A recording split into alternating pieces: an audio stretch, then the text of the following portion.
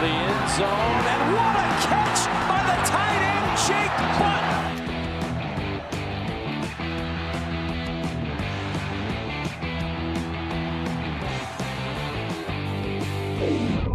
Very pleased to be joined by former Michigan tight end Jake Butt, the top tight end of the decade in the Big Ten. How does it feel to get that recognition?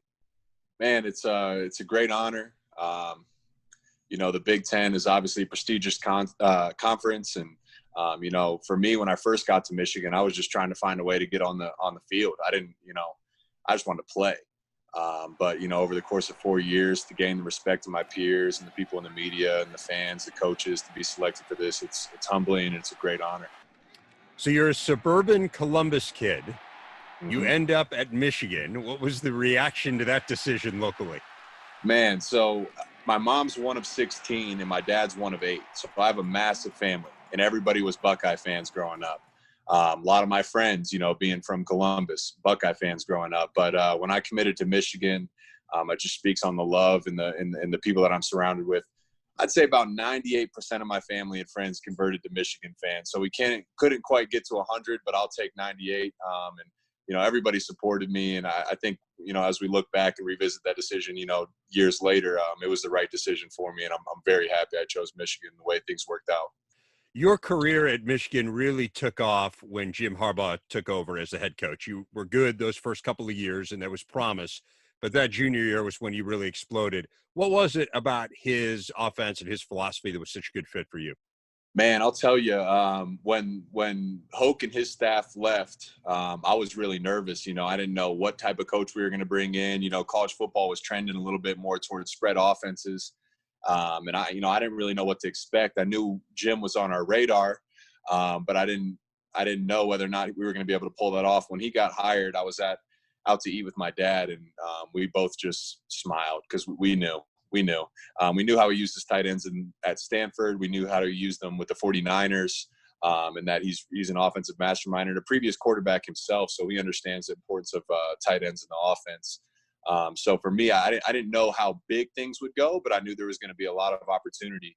And that opportunity just motivated me so much. And, I earned Coach Harbaugh's trust, the trust of my quarterbacks and offensive coordinators. And, it helped me, have some on-field success. When people say, tell me about your Michigan career, tell me about your best play, is there something you flash back to? What I'm most proud of and what I think about most is what we were able to do my junior and senior year collectively as a team and a program. Was lay the foundation to put Michigan football back on the map. We didn't see all the success we would have liked, but we laid a big foundation for the program for many years to come. I think, Michigan's got that national respect that it once had, and I think it's here to stay.